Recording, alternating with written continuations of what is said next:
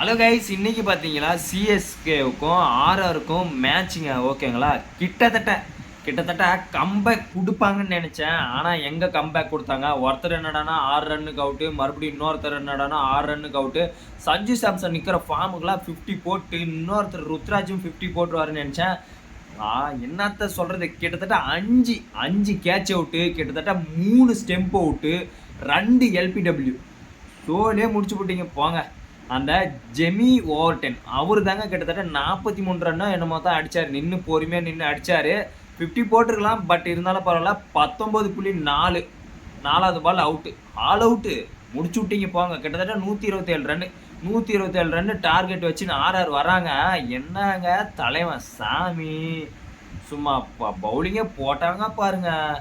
எவன் போட்டாலும் நான் அடிப்பேன், சிஎஸ்கேல எவன் போட்டாலும் நான் அடிப்பேன்னு சொல்லிட்டு அந்த வைபவ் சூரிய வச்சு சின்ன பையன் கிட்டத்தட்ட 15 பால்ல 50 போட்டால் 5 6 4 4. எஸ்எஸ் ஜெய்ஸ்வால் பொறுமையாக நின்று ஆடிட்டு இருக்கான். அந்த பையன் காட்டுக்காரனு காட்டான். 100 ஆகும்போது பவுலிங் போகிறான். 2 6 தொடர்ந்து 2 6. இந்தா வாங்கிக்கோ, அவள் தான் 50 போட்டு அவுட் ஆகிட்டு போயினேன்ட்டான். 50 போட்டு அவுட் ஆகிட்டு போயினேன்ட்டான். சோழி முடிச்சுட்டான். ஒரு பக்கம் ஜடேஜா என்னடானா எமோஷனல் ஆகிறாரு. இன்னொரு பக்கம் ஓகேங்களா, ஜடேஜா வந்து சிஎஸ்கேவுக்கு பவுலிங் போடுறாரு. ஓகேவா, போடுறாரு. யார், தூபே தான் இறங்குறாரு, ஸ்பின்னர் தூபே. அப்போ தான் வராரு. வந்த ஃபஸ்ட்டு பால்லே 6 அடித்தா 6.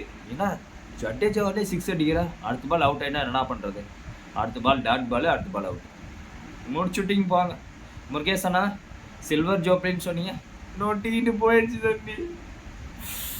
உண்மையிலே நான் என்னத்த சொல்கிறது, சிஎஸ்கேக்கு முன்னாடி கம்பேக் கொடுப்பாங்கடா. இதுக்கு முன்னாடி வந்து டேடி சாருமே அந்த பொலன்னு பண்ணாங்க. பேபி சாருமே இப்போ எல்லாருமே அதாவது நெட் ப்ராக்டிஸ் பண்ணுறாங்க. ஒவ்வொருத்தரும் 6 4 அடிக்கிற மாதிரியே இருக்கானுங்க.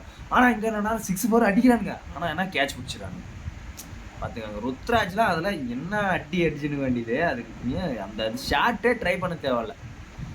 ஐயோ சாமி, தோனி இல்லைன்னு சொல்லிவிட்டு இப்படிலாம் பண்ணாதீங்கப்பா. ஊர்வில் பட்டியலை ஏன்பா தண்ணிக்கான தூக்கிட்டீங்க? அவரும் நல்ல பிளேயர் தான்ப்பா, அவரையும் இறக்கி கொடுங்கப்பா.